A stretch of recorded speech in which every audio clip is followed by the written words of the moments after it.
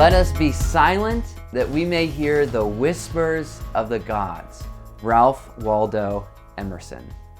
Well, silence is a topic in our video for this week's episode of the Creative Fight podcast. Now, why is silence so important? Well, if you were to ask my friend Keith Carter, who's a fine art photographer and really creates amazing work, he would say silence is a prerequisite for the profound. And if we want to create great work and lead more interesting lives, sometimes it really helps just to quiet our mind because there are so many distractions out there.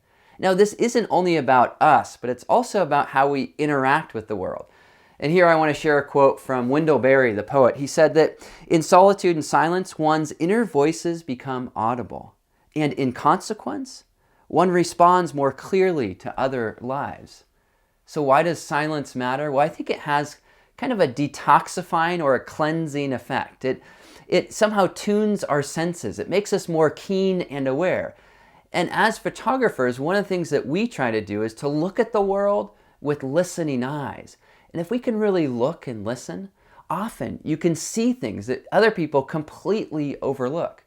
So the exercise for this particular chapter is, of course, about gaining some silence and some solitude, adding some of that to your life.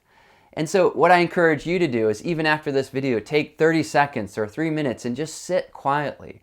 Or maybe go for a walk without your phone and just watch and look and listen. And sometimes if you can quiet down, it can affect what you actually see and also what you create. Now, one of the things I wrote in the exercise is that when you start to try to be a little bit more quiet in your life, let's say you go for a drive and you turn off your phone or your radio or whatever it is, at first it can seem a little bit dull. Just know that that will happen, but push through it.